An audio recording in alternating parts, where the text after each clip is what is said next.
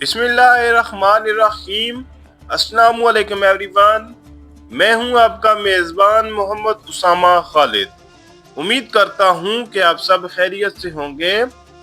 कुदस फातिही Salahuddin Ayyubi series में recently एक नए किरदार की एंट्री हुई है जिसका नाम है गुमुश्तकीन, और ये वो एक इस्लामी किरदार है जो सलाहुद्दीन अय्यूबी के राइवल के तौर पर हमें इस सीरीज में दिखाया जा रहा है।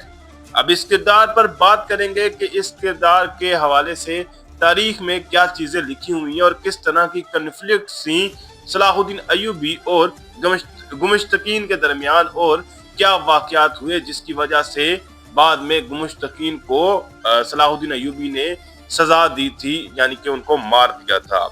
इन तमाम चीजों पर बात करेंगे, लेकिन उससे पहले अगर आपने मेरे नए चैनल को सब्सक्राइब नहीं किया जिसका नाम हिस्ट्री विद उसामा है, तो आप फौरन उस चैनल को सब्सक्राइब करें ताकि आपको फ्यूचर में भी वीडियोस मिलती रहें।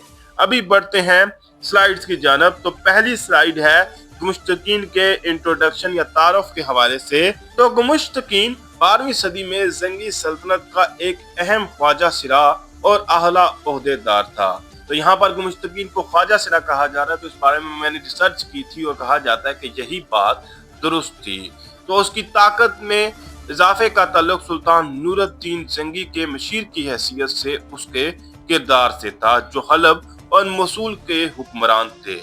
एक मुंतजिम के तौर पर उसने अहम इलाकों और फौजी हिकमत अमली पर गहरा असर डाला, जिसकी वजह से वो सल्तनत में एक अहम शख्सियत बन गया। अगरचे वो खुद हुक्मरान नहीं था, लेकिन उसकी ताकत कई उमरा से ज्यादा थी।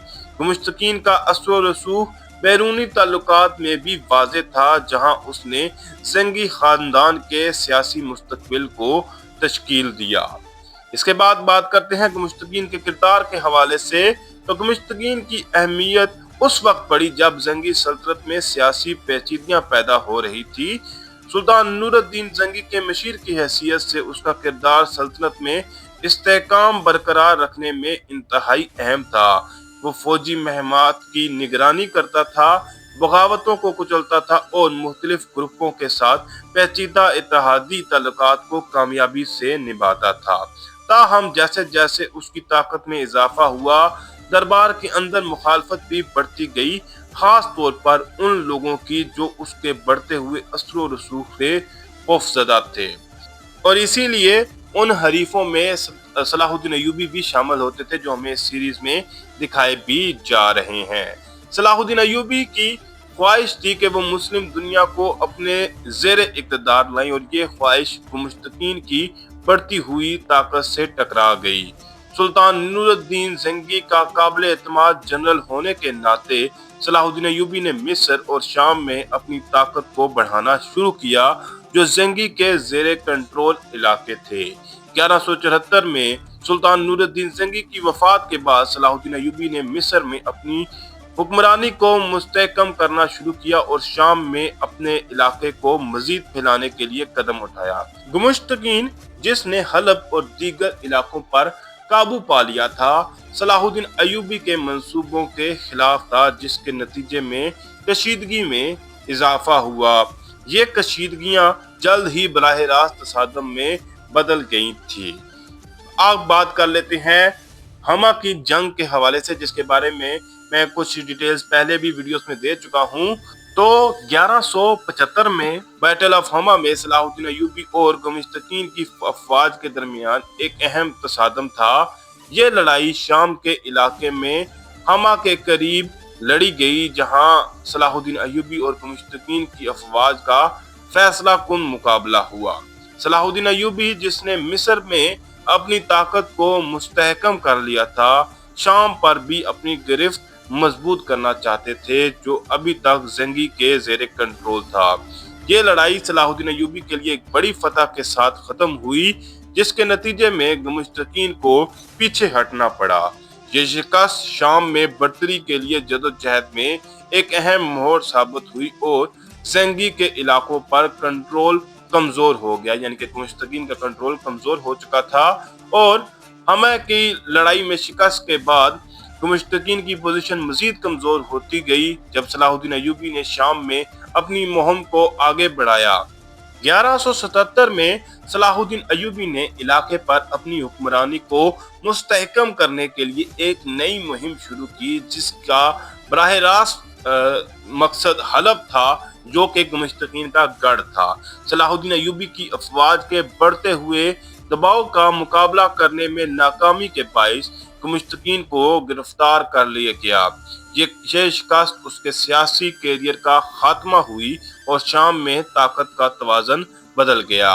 गुमश्तकीन की गिरफ्तारी के साथ ही सलाहुद्दीन अय्यूबी ने इलाके पर अपनी हुक्मरानी को मुस्तहकम किया और जंगी सल्तनत का असर रसूख कम कर दिया।